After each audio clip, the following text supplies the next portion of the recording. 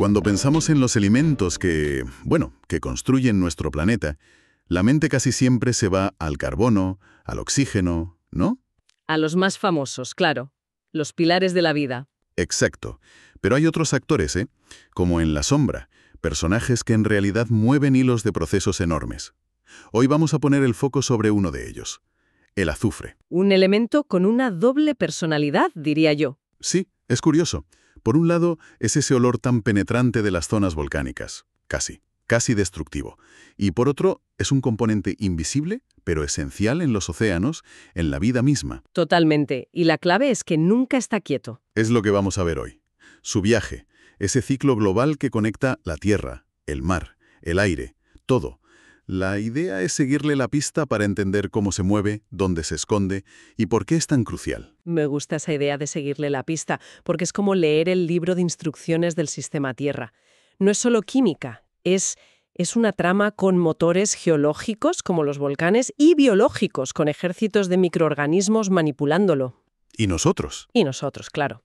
En el último acto hemos entrado nosotros, las actividades humanas, y hemos alterado bastante el guión. Vale, pues empecemos por el principio. Si queremos seguirle la pista, primero hay que saber dónde se esconde. Si está por todas partes, ¿cuáles son sus principales almacenes? Pues mira, en geoquímica los llamamos reservorios, y el campeón indiscutible, pero vamos, por goleada, es la litosfera. Las rocas. Las rocas, exactamente. La corteza terrestre guarda la inmensa mayoría del azufre del planeta, y ahí lo encontramos principalmente de dos maneras. La primera es en forma de sulfuros. Como la pirita, ¿no? El famoso oro de los tontos. Siempre me ha fascinado ese mineral, que parece metal precioso, pero no lo es. Exactamente. La pirita o sulfuro de hierro es el ejemplo perfecto. Es un mineral súper común que se forma en ambientes sin oxígeno, como en el fango del fondo del mar. Pero también hay otros sulfuros que se forman a temperaturas altísimas cuando se separan de los magmas en las profundidades de la Tierra. Vale, esa es una forma. ¿Y la otra has dicho? La segunda gran forma son los sulfatos. Que son minerales totalmente distintos. Si la pirita se forma en ese fango oscuro, ¿dónde encontramos estos? Pues en ambientes totalmente opuestos, luminosos, cálidos, secos. Los sulfatos, como el yeso o la anhidrita, se forman en lo que llamamos ambientes evaporíticos. O sea, donde se evapora mucha agua. Justo, hay que imaginar grandes masas de agua salada, como mares interiores, que se van secando bajo el sol durante miles de años. A medida que el agua se evapora, las sales se concentran y precipitan, formando capas enormes de yeso. Hay depósitos de cientos de metros de espesor. De acuerdo, la mayor parte encerrado en las rocas. Pero has mencionado que también viaja.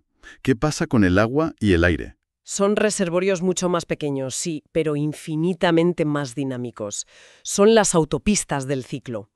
En la hidrosfera, en los océanos, la forma dominante es el ion sulfato, que está disuelto en el agua. Es uno de los iones más abundantes del agua de mar. Y en la atmósfera, aunque la cantidad es diminuta en comparación, su impacto es enorme. Aquí es donde entra en juego el olor a volcán, ¿verdad? Correcto. La forma principal es el dióxido de azufre, el SO2, que liberan los volcanes y, por supuesto, la quema de combustibles fósiles. Pero ojo, hay otra fuente fascinante, el sulfuro de dimetilo. ¿Y eso qué es? Lo emite el fitoplancton en los océanos. Es un gas que, curiosamente, es el responsable de ese olor a mar y que juega un papel clave en la formación de nubes. ¡Qué curioso! Y finalmente, claro, está la biosfera. Todos los seres vivos, nosotros incluidos, tenemos azufre en nuestros aminoácidos, en nuestras proteínas. Vale, entonces aquí es donde la cosa se pone interesante de verdad. ¿Cómo salta el azufre de una roca al aire? ¿O del océano a un sedimento? Has dado en el clavo. Ahí empieza la acción, en los flujos entre reservorios. Y el más espectacular, diría yo, es el salto de la Tierra al aire. Los volcanes. Los volcanes. Una erupción explosiva puede inyectar millones de toneladas de dióxido de azufre directamente en la estratosfera, a más de 10 kilómetros de altura. Es un atajo a la circulación global. Y a esa vía natural se le suma la nuestra. La nuestra, la antrópica. Durante el siglo XX llegó a superar a los volcanes. La quema de carbón y petróleo en centrales eléctricas, en la industria. Y una vez que ese SO2 está flotando en la atmósfera, no se queda ahí para siempre. Sé que esto está relacionado con la lluvia ácida, un problema del que oíamos hablar muchísimo hace unas décadas. Exacto. El SO2 es un gas muy inquieto. En la atmósfera reacciona con el oxígeno y el vapor de agua y se transforma en pequeñas gotitas de ácido sulfúrico. Ya. Este ácido es muy soluble, así que se incorpora a las gotas de agua de las nubes. Y el resultado es que la lluvia, la nieve, se vuelven ácidas. Lo recuerdo de imágenes de bosques afectados en Europa, pero el efecto en las ciudades es muy visible. Es como si el azufre estuviera borrando nuestra historia grabada en piedra. Es una metáfora perfecta porque es literal. Afecta sobre todo las rocas carbonatadas, como el mármol o la caliza. El ácido sulfúrico disuelve la roca, reacciona con el carbonato de calcio y lo transforma en yeso. Que es mucho más blando. Mucho más blando y soluble, y la propia lluvia lo va lavando. Las gárgolas de las catedrales, las estatuas romanas, sus rasgos se desvanecen. Pero entonces, si la lluvia ácida disuelve las rocas de nuestros monumentos, ¿no estará haciendo lo mismo a una escala mucho mayor con cordilleras enteras? Esa es una pregunta excelente, y la respuesta es sí. Ese es el impacto a escala planetaria. La meteorización química, el proceso por el cual las rocas se descomponen, se acelera muchísimo. Y no solo en calizas, En todo tipo de rocas. en todo tipo de rocas. Esto libera iones como calcio, magnesio, potasio, que son arrastrados por los ríos y acaban cambiando la química del agua a nivel global. Es una conexión brutal. Hemos visto cómo sube el azufre, pero cómo baja. Cómo vuelve a quedar atrapado en una roca durante millones de años, cerrando el ciclo. Aquí es donde la biología toma el control absoluto. Y lo hace en lugares que no podríamos imaginar. Ambientes anóxicos, es decir, sin una gota de oxígeno. El fango negro y apestoso del fondo de un pantano, o en los sedimentos del océano. Exacto. Lugares donde para nosotros la vida parece imposible, pero para un tipo de bacterias muy especiales es el paraíso. ¿Qué bacterias son esas? Las bacterias sulfato-reductoras han desarrollado una estrategia metabólica increíble. En lugar de respirar oxígeno como nosotros, respiran sulfato. Espera. Respirar sulfato. Eso suena a ciencia ficción. Significa que no necesitan aire para vivir. Exacto. Viven felices donde el oxígeno es veneno para ellas. En su metabolismo utilizan el ion sulfato del agua para quemar materia orgánica y obtener energía. Y como todo ser vivo, generan un desecho. Claro. Y su producto de desecho no es CO2, sino sulfuro de hidrógeno, H2S. Ah, el famoso gas con olor a huevos podridos. De ahí viene ese olor en las zonas pantanosas. Es la firma inconfundible de estas bacterias trabajando a pleno rendimiento. Y ese gas es la clave para cerrar el ciclo. ¿Por qué? Porque es muy reactivo. Si hay algo de hierro disuelto en el agua del sedimento, reacciona con él de inmediato y precipita como un sólido negro, el sulfuro de hierro.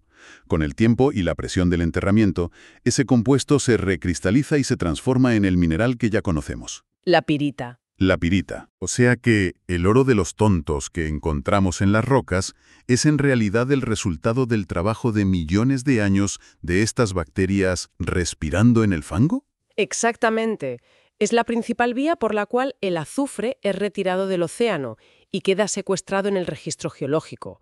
Puede permanecer ahí cientos de millones de años. A ver si lo he entendido bien.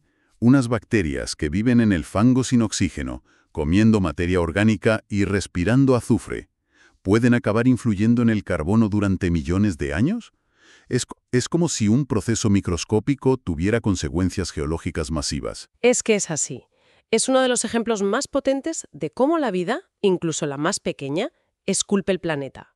Y has tocado un punto crucial, la conexión con el ciclo del carbono. Claro, porque para respirar sulfato, estas bacterias necesitan quemar materia orgánica. Y la materia orgánica es carbono. Sube el pH, vuelve el entorno un poco más básico. ¿Y qué provoca ese cambio de pH ahí, a nivel local? Puede ser el detonante para que precipiten otros minerales, en concreto minerales de carbonato, como la dolomita. Vaya carambola. Sí. Así que resumiendo, un proceso del ciclo del azufre, mediado por bacterias, no solo entierra azufre como pirita, sino que al cambiar la química puede inducir el enterramiento de carbono en forma de rocas carbonatadas. Es increíble. No se puede tocar una pieza del sistema sin que se muevan todas las demás. Resumiendo un poco, el azufre es este elemento dinámico que viaja en un ciclo continuo, conectando rocas, agua, aire y vida. Un ciclo con motores geológicos, biológicos y, cada vez más, humanos. Una síntesis perfecta. Y sus transformaciones tienen consecuencias directas, desde disolver monumentos con lluvia ácida hasta ayudar a regular el clima global interactuando con el ciclo del carbono. Cada ciclo es una pieza de un puzzle enorme. Y solo entendiendo cómo encajan entre sí, podemos comprender cómo funciona nuestro planeta. Pues precisamente, en nuestra próxima exploración seguiremos tirando de ese hilo y nos adentraremos en otro de estos grandes ciclos, el del nitrógeno. Pero antes de dejar el azufre, has mencionado que podemos rastrear su viaje. ¿Cómo se hace? ¿Es como ponerle un GPS a un átomo? ¡Ja! Es una gran analogía. Usamos sus huellas dactilares químicas, que llamamos isótopos. Piensa en los átomos de azufre como si vinieran en diferentes pesos. La mayoría son de un peso estándar, el azufre 32, pero hay una pequeña fracción que es un poco más pesada, el azufre 34. Entiendo. Dos versiones del mismo elemento. Exacto. Y lo fascinante es que los procesos biológicos, como las bacterias de las que hablábamos, son un poco perezosos. Prefieren usar el isótopo ligero, el azufre 32, porque requiere menos energía. Ah, vale. Así que la pirita que forman queda enriquecida en ese isótopo ligero y el sulfato que sobra en el océano se va quedando enriquecido en el pesado.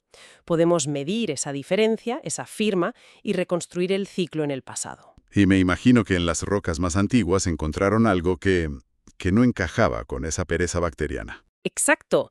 Se encontraron con un misterio. En rocas muy, muy antiguas de la era arcaica, de hace más de 2.500 millones de años, hallaron unas firmas isotópicas de azufre completamente anómalas. ¿Anómalas cómo? Rompían todas las reglas. No se podían explicar por ningún proceso biológico o geológico que conozcamos hoy.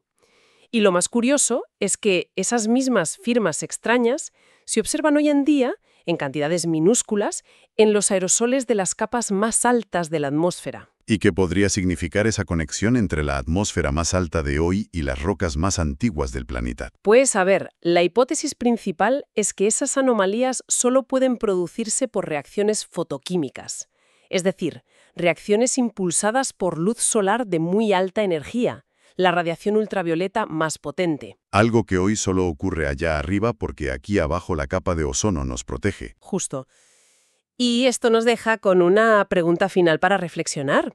¿Qué procesos únicos en una atmósfera primitiva sin una capa de ozono protectora pudieron causar estas extrañas firmas en el azufre de las rocas más antiguas de la Tierra? Es una ventana a otro mundo. A un mundo casi alienígena que existió aquí mismo. Y un misterio que la geoquímica todavía intenta resolver.